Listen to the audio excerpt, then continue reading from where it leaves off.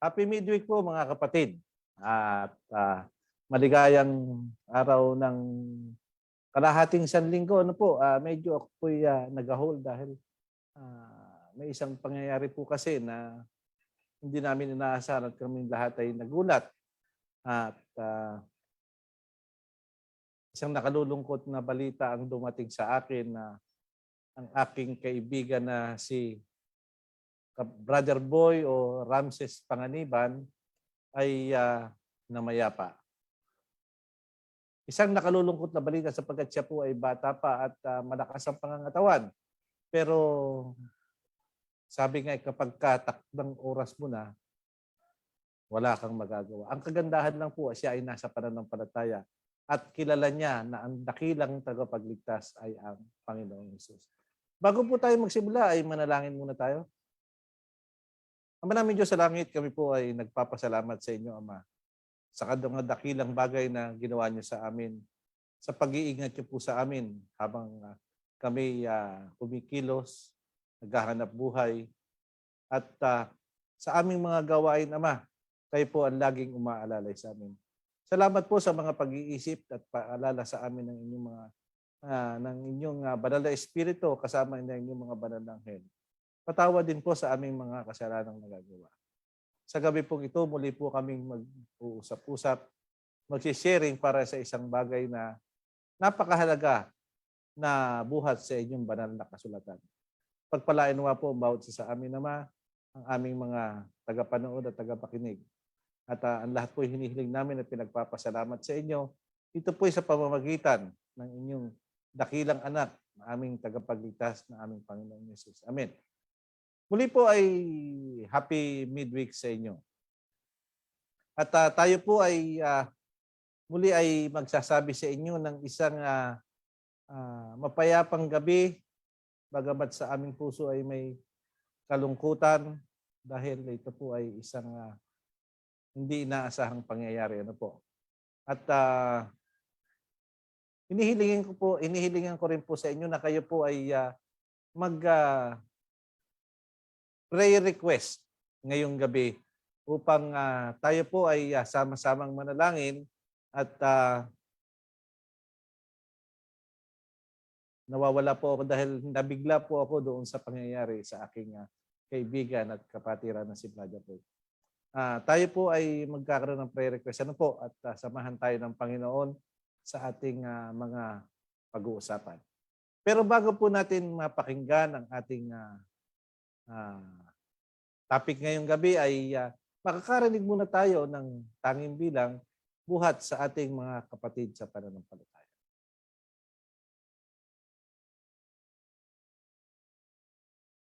Within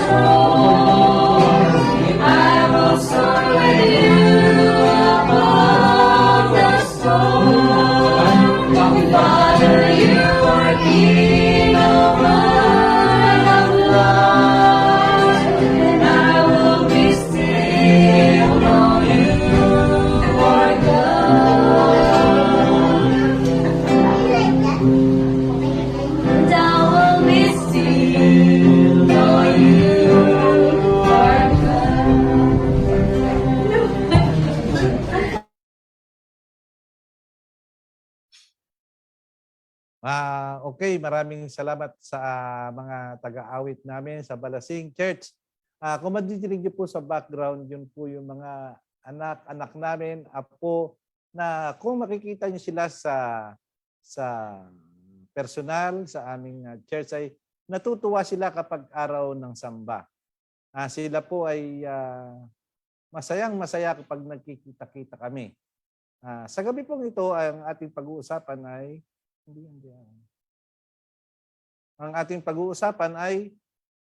napaka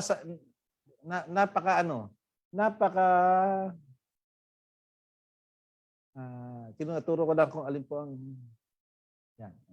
Tama yun. Okay, tinuturo ko lang po kung alin ang ating topic ngayon sapagkat hindi yan. Hindi pa rin yan. Yung kanina yung may dalawang lalaki. Hindi. Napakaganda po ng ating pag-uusapan ngayon sapagkat subukan mo nga yan. Hindi yan.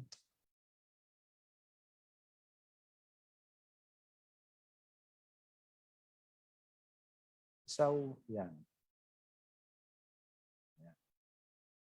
Napakaganda po ng pag-uusapan natin ngayon sapagkat ito po ay isang napakagandang istorya buhat sa Biblia. Ano po? Kung makikita niyo sa screen,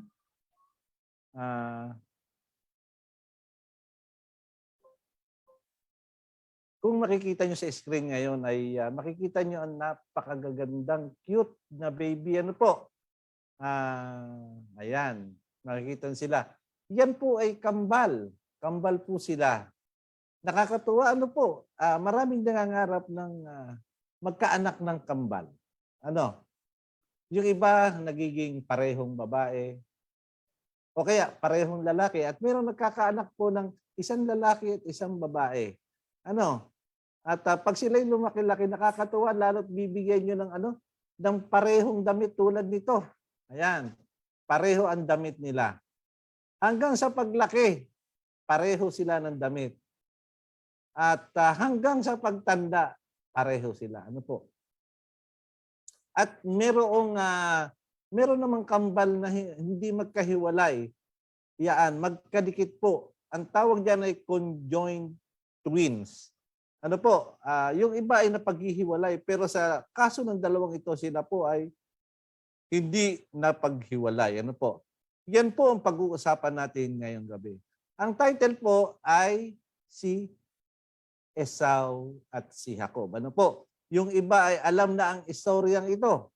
Alam na nila, may ID na po sila. Pero doon sa mga bago pa lang mapapakinggan, ang istorya ito po ay napakaganda. Mahaba po ito. So, ang gagawin natin ay aabot tayo doon sa pinakahangganan ng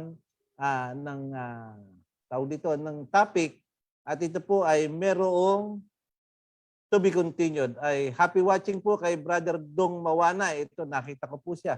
At meron pa po ako nakita rito, Sister Nenit, si Brother Siem, si Brother Arnold Agarap. Sino pa ba? Si Lovely, si Inang, si Sister Lynn. Ayan. Ayan, nandito po sila. Si Len, si Brother Mark. At marami pang iba, hindi ko na po maasa. Welcome sa inyo. Ano po? Ito po ang topic natin ay si Esau at Jacob. Ito po ay mababasa natin sa Genesis 25:20 hanggang 34. Ano po? Basahin na po natin. Si Isaac ay 40 taong gulang nang mapangasawa niya si Rebecca na anak ni Betuel na Arameo na taga Padan Aram. Medyo ang lugar nila iba ang tawag. Ano po? Si Brother Reggie, happy watching Brother Reggie. At si Rebecca ay kapatid ni Laban na Arameo din. Okay. Dahil baog si Rebecca, yung palang napangasawa ni Isaac ay baog si Rebecca. Nanalangin si Isaac sa Panginoon na magkaanak ito. Wow. Tinugon ng Panginoon ang dalangin niya, kaya nabuntis si Rebecca. talagang walang imposible kapag ibibigay ng Panginoon. Ano po? Walang imposible kapag ikaw ay humiling sa Panginoon. Kaya tinugon ng Panginoon ang dalangin niya. Nabuntis si Rebecca. Naramdaman niya. Ibig sabihin si Rebecca, naramdaman niya na nagtutulakan ang kambal na sanggol sa loob ng kanyang tiyan. Ganun pala kasi yung sa mga naging nanay na nabuntis ay nararamdaman nila kapag sila ay buntis. Inaayos ko lang po yung camera. Nararamdaman nila kapag sila ay buntis. Lalo na pagka yung paa ay sumisipa na sa tiyan, nararamdaman mo minsan gumuguhit. Naalala ko ng araw ang aking misis nung nagbubuntis sa aming mga anak. Minsan sumipa, hindi ko na maalala kung sino sa apat naming anak na biglang sumipa ay nasamid siya sa lakas. Si JR pala yun, yung aming bunso. Sumipa ng napakalakas sa tiyan at nasamid siya. Ito, ang sabi rito, ang sabi ay, kung ganyan lang ang mangyayari sa kanila pagdating ng panahon. Kasi ang nagsabi, nagtutulakan yung dalawa sa loob ng tiyan. Kita nyo, mga pitos pa ay nagtutulakan na. Ang sabi ay, pagdating ng panahon, kung magiging ganyan sila, mabuti pang mamatay na lang ako. Uy, sabi ng nanay. Kasi ang lahat po ng magulang gusto, ang mga anak ay nagkakasundo-sundo. Di ba po? Ngayon, ang sabi, kaya nagtanong siya sa Panginoon tungkol dito at sabi sa kanya ng Panginoon. Anong sabi ng Panginoon? Sa 23, magaling sa dalawang sanggol na nasa tiyan mo, ang dalawang bansa, dalawang grupo ng mga tao na maglalaban-laban. Ang hirap basahin, ang bilis. Maglalaban-laban, ang isa'y magiging makapangyarihan kaysa sa isa. Ayun, ganun pala ang ibig sabihin. Ano po? Kaya nagtutulakan sa tiyan pa lang, meron silang misyon. Anong sabi ulit? Pakinggan natin, basahin natin kanina. Manggagaling, ang sabi ay,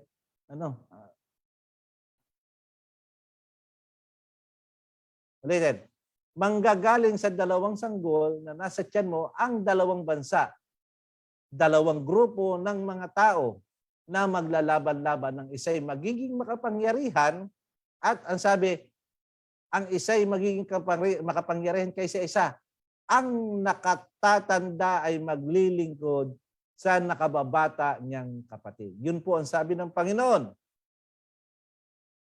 At happy watching, Joseph San Pedro. Prayer request daw muna. Pakilista na lang po sa aking mga nanditong kasama yung mga prayer request. Okay. Manggagaling, ayun na, yung sinabi. Diretso natin ang basa. Nang manganak na si Rebecca, kambal ang anak niya. Ang unang lumabas ay mapula-pula at balbon. Kaya pinangalanan nilang siyang Esau. Nang lumabas ang ikalawa, ang kamay niya ay nakahawak sa sakong ng kanyang kapatid. Kita nyo ito lumabas yung isa magkasunod na magkasunod, pero yung isa, di ba pag lumalabas, isa-isa yung mga isang seconds lang ang pagitan ng dalawang kambal, bisan minuto, ewan ko, kung may umaabot pa ng oras, ang sabi ay lumalabas yung isa ay nakahawak dun sa paa, kita nyo. Sa sakong ng kanyang kapatid, kaya pinangalanan nila siyang Jacob.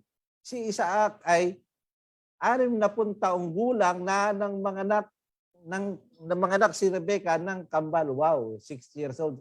Senior citizen na pala yung tatay. Ano po? Matanda na pala si Jacob ng panahon na yun. Okay, ito na po. Nang lumaki na ang dalawang sanggol, naging maliksing mga ngaso, ibig sabihin hunter, si Esau. At palagi lang siyang sa bukid habang si Jacob naman ay tahimik na tao at palaging nasa loob ng mga tolda. Okay, i-elaborate po natin. Ano po? Ganito ang sabi. Si Esau ay isang action man. Mahilig mangaso, mahilig maghunting. Siguro siya ay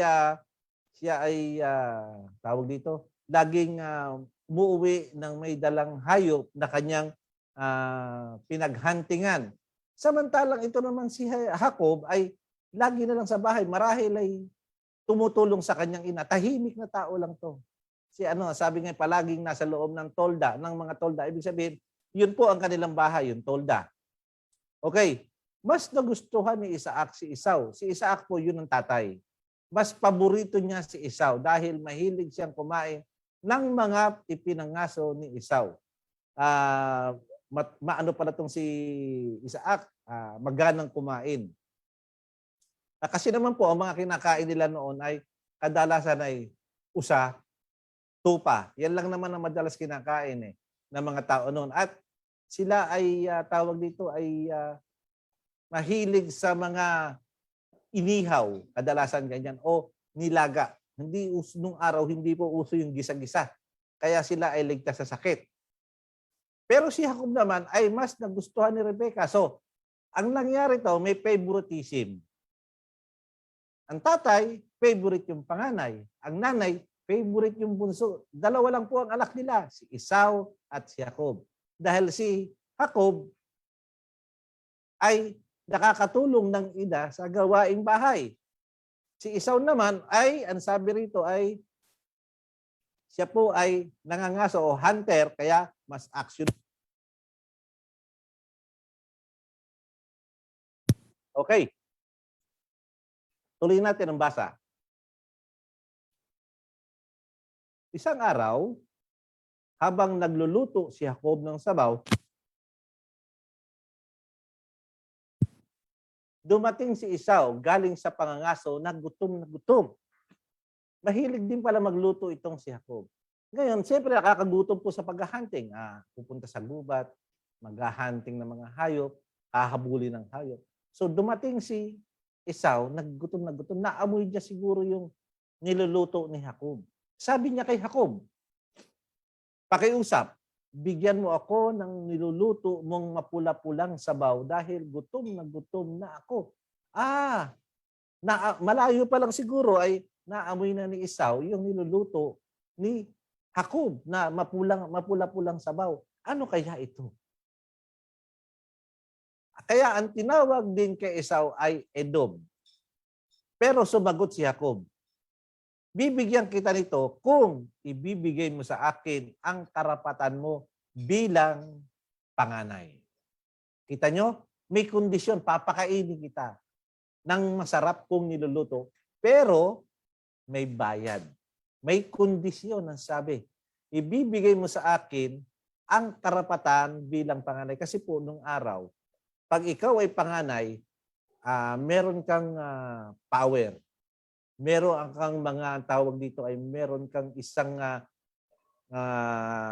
karapatan sa lahat ng mga bagay. Ikaw ang susunod na mas makapangyarihan sa tatay mo. Ayan. Okay, so diretso natin. Sinabi ni Esau, sige, ano bang gagawin ko sa karapatan na iyan kung mamamatay din lang ako sa gutom? Nakita yung sinabi ni Esau. Pumayag siya. Sumumpa pa siya. Sumumpa. Ang sabi ay, sige, ibibigay ko sa iyo yung aking pagkapanganay. Aanin ko yung pagkapanganay kung mamamatay din lang ako. Ang sabi, kung mamamatay din lang ako sa gutom. Tama nga naman siya. Practical lang ang ginawa ni Esau. Practical na salita. Ano? Iniisip niya na malakas pa kasi ang tatay niya. Pero, hindi niya alam na ang tatay niya ay may edad na. Kaya nga ang sabi ay, di ba? Ang sabi ay, nung pinanganak sila, si Jacob ay, si Isaac ay 60 years old na. So lumaki sila, sabihin na natin, sila ay 20 years old, malalaki na, ay si Jacob ay nasa 80 na niyan. Sumagot si Jacob, kung ganoon, sumumpa ka muna sa akin. Kaya, ang sabi, sumumpa si Esau na mapupunta kay Jacob ang karapatan niya bilang panganay. Kung ito pong i-elaborate natin, ano po? Hanggang sa panahon ngayon, ano po? Hanggang sa mga panahon na ito, may mga tao na pagdating dito sa sa pagkain, ano po? Sa panlasa, pagdating sa tiyan, kayang ipagpalit ang lahat-lahat. Pati nga ang pananampalataya pinagpapalit dahil sa pagkain. Pati ang nalinis at hindi dapat kaining marumi ay pinagpapalit dahil sa panlasa at sa tiyan. Ano po? Ganyan ang mga tao ngayon. Wala silang pakialam kahit hindi dapat ay ginagawa dahil sa pagkain. Ano po? Tuloy natin ang basa. Binigyan agad siya ni Jacob ng tinapay at sabaw. Wow. Kita nyo? Sabaw lang ang hinihingi pagkain ng tinapay pa dahil binigay na niya ang karapatan bilang panganay. Nakita nyo? Pinagbili na niya ang sabi kasi yun na ang bayad, yung pagkain na yun, yung bayad. Yan na po ang pagkain. Yan na po ang bayad. Tingnan nyo si Esau. Kung makakain na. Imagine niyo dahil sabi nga ay pagod na pagod, gutom na gutom. Anong ginawa? Dilantakan yung isang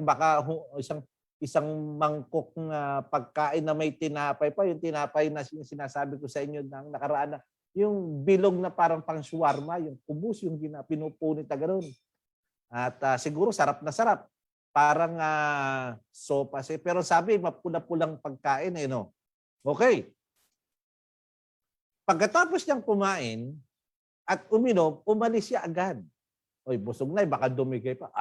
Baka hindi lang nakaisang mangkok tong si Esau dahil action man, natural, malakas kumain, pagod, gutom, baka hindi lang isa, dalawa, tatlo ang nakain, may ano pa, uminom pa.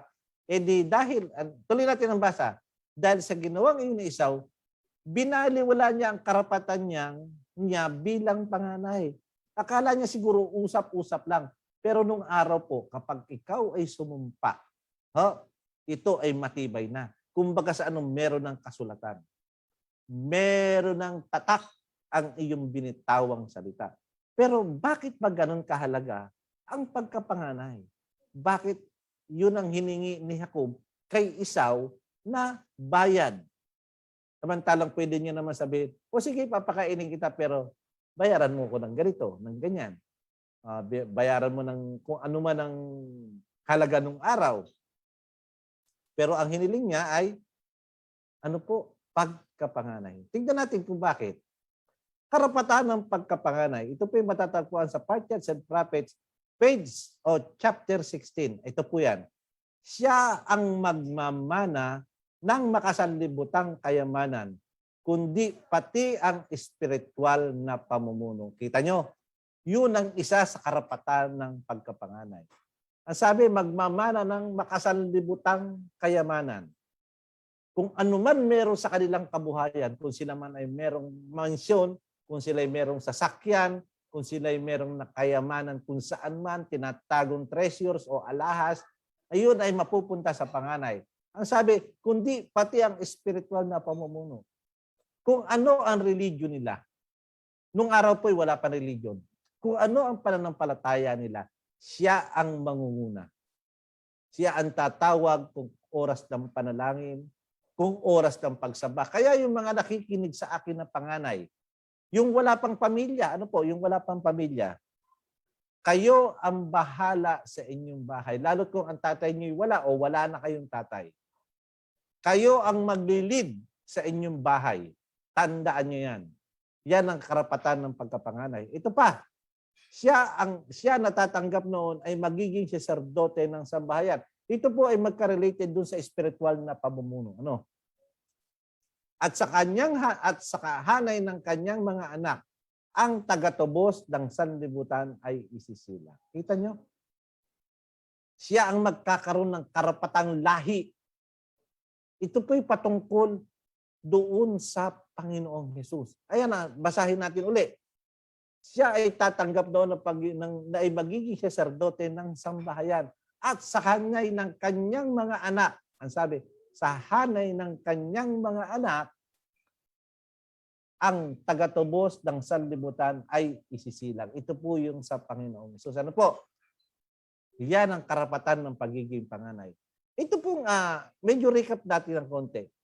Kung natatandaan nyo nung nakaraan, ang pinag-usapan po natin ay yung sa Sodoma at Gomora, nandoon po si Abraham. Si Abraham po ang tatay nitong si Isaac, na tatay nitong dalawang kambal. Ano po? Ulitin natin, si Abraham ang tatay ni Isaac, na tatay naman itong dalawang kambal. Ano po? Diretso natin ang basa. Siya na magmamana ng biyaya noon ay kinakailangan italaga ang kanyang buhay sa paglilingkod sa Diyos. Napakahalaga po nung araw. Ang isang paglilingkod sa Diyos. Dahil nung araw, malapit pa sila sa Diyos. Bagamat meron na pong kaaway yung nanunukso sa kanila, pero ang kanilang pag-iisip, ang kanilang katawan ay naka-ano pa sa Diyos, naka-incline pa. Lalo't sila ay nasa lahi ng banal. Ano? Kasi nung araw, wala pang TV, wala pang radyo, wala pang internet, wala pang cellphone, wala pang mga babasahing pansanlibutan, wala pang politika. Nung araw, hindi katulad ngayon, kabi-kabila na ang kampanyahan, na simpleng kampanyahan pero hindi pa oras ng kampanya. Nung araw po, walang ganyan. Wala pang makamundo. Kaya ang kahiligan nila ay ang sumamba sa Diyos. Pero nung araw, meron na rin pong mga tiwali. Meron na rin pong masasamang tao tulad ng pagsunog sa Sodoma at Gomorra. Ano po? Okay, diretso natin ang basa. Siya ang maghahandog ng ahin para sa ikatutubos ng kanyang sambahayan. Siya po yung maglilid ng prayer. Yung sinasabing ahin dito, yung dambana, ano po? Siya ang maglalagay ng hayop na susunugin sa ibabaw ng dambana. Yun ay pag-aahin. Ang pagiging tagapagsilang ng piniling bayan at ng ipinangakong Mesyas, sa kanya manggagaling ang lahi ng Panginoong Hesus.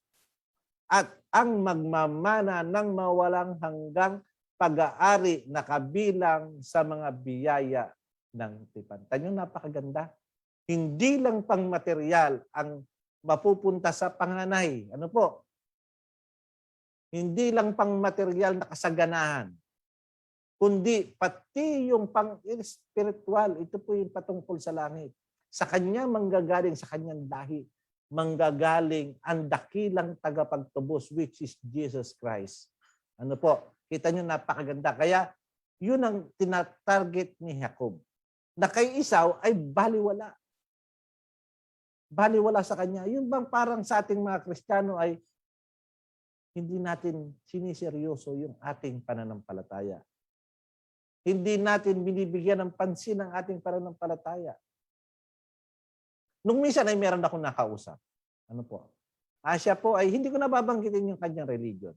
Pero siya ay isang Kristiyano. Nagkaroon kami ng sharing. Nakikinig po siya. Wala siyang alam. Wala siyang idea na kung bakit siya nakabilang sa religion na yun. Dahil kinagista na raw kanyang mga magulang ay gano'n. Siya ay kabilang na rin doon. Ang tanong ko sa kanya, ikaw ba ay nakapagbasa na ng Biblia? Hindi pa raw. Pero may Biblia kayo sa bahay? Meron daw. Nasaan? Nag-isip siya. Hindi niya matandaan kung nasaan. Sinabi ko sa kanya yung mga simpleng bagay tungkol sa Biblia. Sabi ko, marunong ka bang magbuklat ng Biblia kung sakaling makita mo yung Biblia sa inyo? Hindi daw. Madali lang hanapin yan. Madali lang matuto. Ngayon ay meron na tayong YouTube. Tingnan mo. Tingnan mo sa YouTube kung paano maghanap ng kapitulo at bersikulo sa Biblia. Siyempre, hahanapin mo muna yung libro. Sa ating mga tagapanood, ano po, lalo na pa yung non-Adventist, kasi sa mga Adventist ay ultimong batang maliit ay marunong magbuklat ng libro, ng aklat ng Panginoon, ng Biblia. Sa mga tagapanood na hindi marunong magbuklat, maging interesado po kayo na magkaroon ng Biblia. At kung may Biblia naman kayo sa bahay, maging interesado kayo kung paano maghanap ng kasulatan. Huwag niyo pong baliwalain ang kasulatan o ang love letter ng Diyos para sa kanyang bayan. Para pagdating ng panahon at natanong tayo pagdating doon sa kabilang buhay, ikaw ba ay nagbasa ng aking love letter sa iyo? Ano yung sasagot natin? Wala. Nakikinig lang po ako doon sa speaker. Hindi tama yun. Kailangan sa bahay, unahin natin ang Diyos ng higit sa lahat. Ano po? Tulad nitong si Esau, hindi niya sineryoso itong mga nakasulat na to. Kita nyo? Yung nakasulat na yun, napakahalaga pala pero hindi niya sineryoso. Walang iniwan doon sa isang tao na bumili ng sasakyan. Hindi man lang binasa yung manual, basa, pagsakay, start. Hindi man lang. Ngayon, pagdating nasira, hindi alam kaya pala nasira ay bakit gano'n. Ganyan po ang ibig sabihin niya. Ano po? Diretso natin ang basa. Ayan po ang sinasabi na mapulang niluluto ni Jacob. Yan po ay red lentils. Ang lentils po ito'y parang beans. Ito po, ang lentils ay parang soya, siguro gano'n. Beans po ito na kulay pula. Maraming klase ng lentejas o lentils. Yan po ay mapulang sabaw. Hindi ko alam kung paano luto ang ginawa ni Jacob. Pero nung ako po ay nasa Saudi, nakatikim naman po ako ng, kung tawagin ay full. Ito po ay gawa sa isang beans na napakasarap, lalo na pag kinahaluan na sinasabayan ng kubos at iinom ka ng gatas ng baka. Napakasarap po. Yan po ay nagiging almusal ko. Ngayon, mabalik tayo doon. Si Esau ay, ang sabi ay, binaliwala niya yung karapatan. Yung karapatan na sinasabi ko sa inyo kayo natin, ito po yung karapatan ng panganay o ng pagkapanganay. Kita nyo? Binaliwala niya yan. Si Jacob, palibasa ay mas wise at alam niya kung ano ang kailangan. Kaya, ang ginawa niya ay binili niya at pinagbili naman ni Esau. Sa maiksing pag-aaral po na ito ay tayo po ay nagkaroon ng isang napakahalagang usapan. Pero may part 2 pa po yan. Meron tayong part 2. Tandaan po natin part 2 sa darating na Biyernes. Kung papaano gagamitin ni Jacob, tandaan nyo, papaano gagamitin ni Jacob ang karapatan niya sa ipinagbili ni Esau. Ano po? Kailangan ito ng basbas ng kanyang tatay. Papaano siya babasbasan? Ano? Samantalang ang alam ng tatay, ang panganay ay si Esau. Ano po? Si Esau ang panganay. Papaano? Sa darating na Biyernes ay malalaman po natin ang kasagutan. Yung ibang Adventist alam na yan. Pero ito po ay magiging review para sa kanila. Okay. Ngayon po ay dadako na tayo sa mga kahilingan ng panalangin. Pakiabot lang po yung ayan. Halika rito, bebe ko. Ito po yung aking apong pogi. Halika, come here, bebe. Mag-say hi to the watchers. Hello. Hello. Ayan, nakita ka nila. Okay. Ito po yung ang sabi ni Sister Lynn ng taga Mapulang Lupa. Ano po?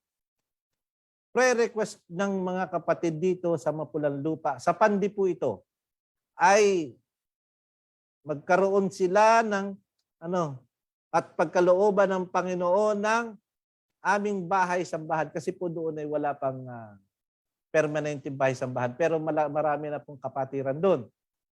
Walang imposible sa Panginoon. Sana ay magkaroon ng sabi niya upang sama-sama kami lahat na magsamba sa ating dakilang Panginoon. Sila po ay nasa isang bahay lang ng isang kapatid. Matagal na po ako hindi nagpupunta sa Mapulang Lupa. Dati ay madalas ako mag-speaker din pero sa panahon ngayon, nagpanahon ng pandemic ay hindi na po ako nakakadalaw sa kanila. Pero isang araw kung loloobin ng Panginoon ay pupunta ako dyan. At sana ay tuparin ng Panginoon ang ating mga kailangan. Wala pong imposible sa Kanya. At yung church ka namin sa Balasing ay prayer granted. Request granted. Ano po? Ang sabi pa rin si Brother Arnel, sana tuluyan nang mawala ang salot na sakit na ito sa buong mundo. Amen. Alam mo, Brother Arnel,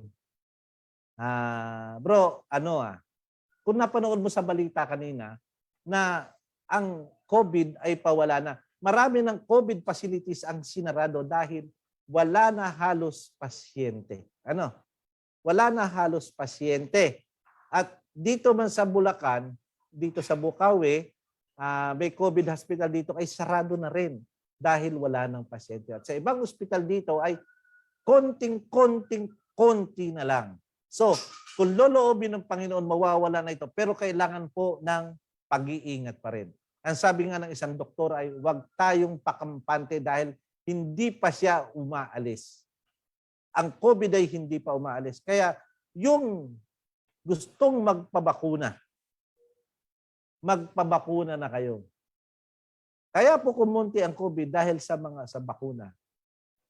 Yung ibang natatakot ay idalangin natin sa Panginoon. Huwag tayong matakot.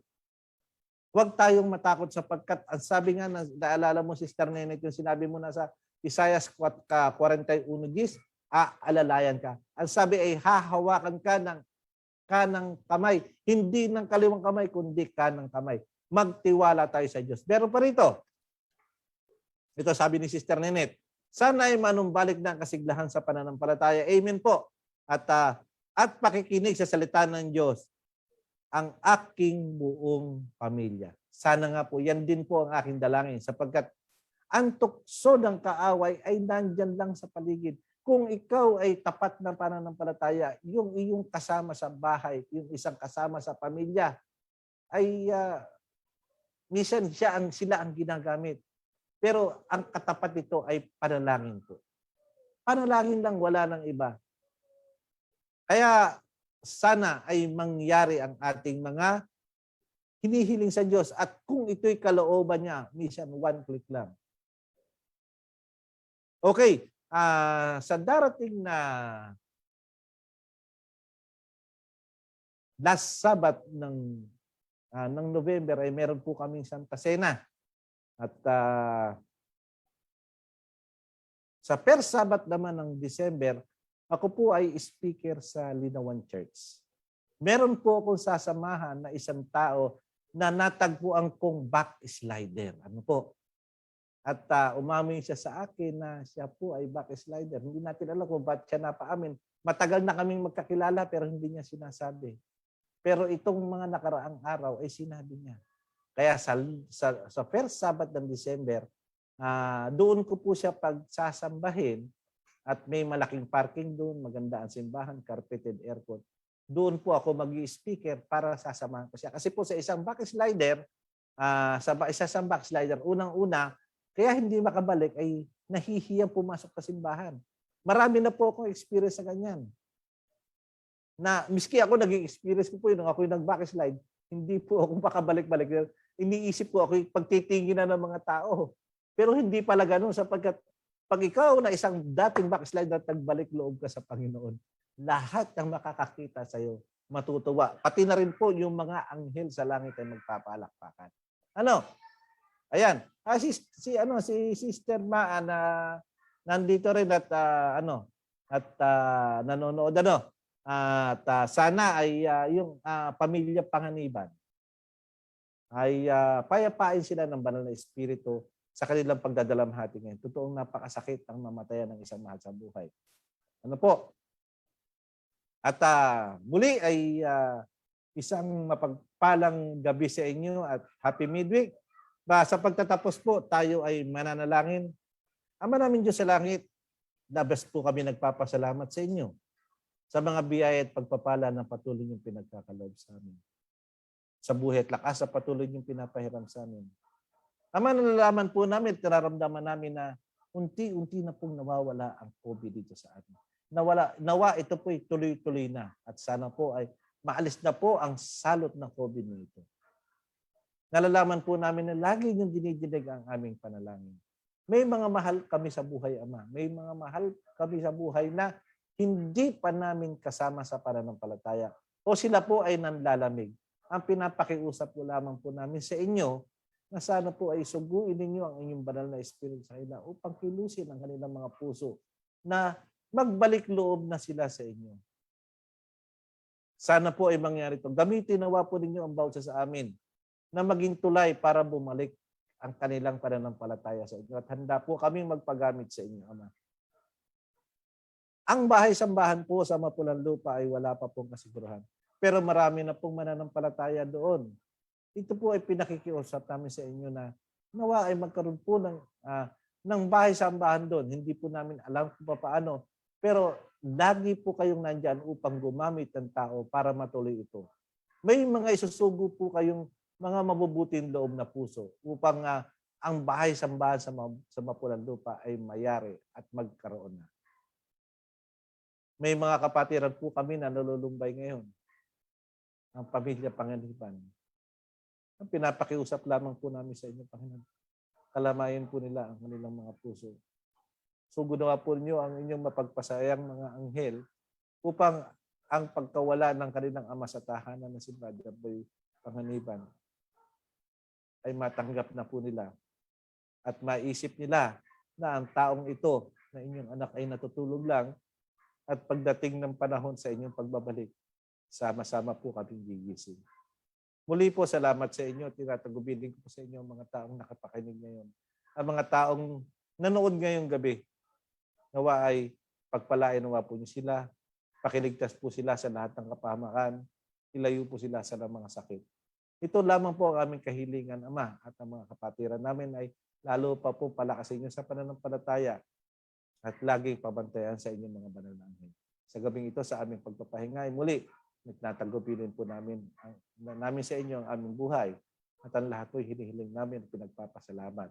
Ito po'y alang-alang po lahat na aming tatanggapin, walang iba kundi sa pangalan po ng aming Panginoon Jesus. Amen. Muli po ay happy midweek sa inyo at salamat po sa panonood. Ayan, kay Joseph San Pedro, kay Brother Arnel, kay Sister Nenet, kay Nelson, kay Maan, kay Brother Arnel, at kay Bel, kay Inang, kay Dong Mawanay, kay si Brother Reggie, kay Lovelyn. Ayan, nandito sila, kay Brother Siem. At sana yung mga kahilingan natin, Sister Lynn, na matupad sana, walang imposible sa Diyos. Kapag ito ay naranasan namin. Minsan na ikukwento ko sa inyo kung paano tayo nagkaroon ng church sa Balasing. Ito po ay sa biyaya at sa miracle ng Diyos. Ano po? Ay naitatag ang Balasing. Kasama natin dito si Brother Mark, si Sister Len, at marami pang iba. Muli ay yung mga nabanggit ko rito, tulad niyan si Inang, siguradong may kasama siyang nanonood, si Tatang, si Bel, si Nelson at ang buong mag-anak ay nandyan. Si Brother Mark, baka kasama niya yung kanyang asawa na yung nag-special number kanina, si Sister Tess, ay nanonood din. Ewan ko sino kasama ni Sister Lynn. Baka si Brother Arthur ay kasama din. Sister Nenet, siguradong katabi niya si Brother Winnie. At si Brother Siem, siguradong katabi niya si Sister Rose, yung asawa niya. Okay, at si Lovelyn sana ay kasama niya si Ian na nanonood. Si Brother Dong, bro, balik ka na. Isa ka pa na kung gusto mong bumalik at nahihiya ka, magpasama ka sa akin, sasamahan kita. At hindi ko alam kung ikaw ay nagsisimba na ngayon, yung sa akin ay baka lang. At sana ay magsama-sama na tayo. Hindi natin alam kung ano ang panahon ngayon. At sino pa? Isama natin yung utol mo si Joey. Okay, maraming salamat sa inyo. At sana ay sa susunod na Biyernes, ang continuation po ng istorya ito. Napakaganda po. At marami kayong mapupulot. Muli, ay magandang gabi sa inyong lahat at ang pagpapala ng Panginoon ay sumaatin nawa. Sumagana nawa ang ating buhay.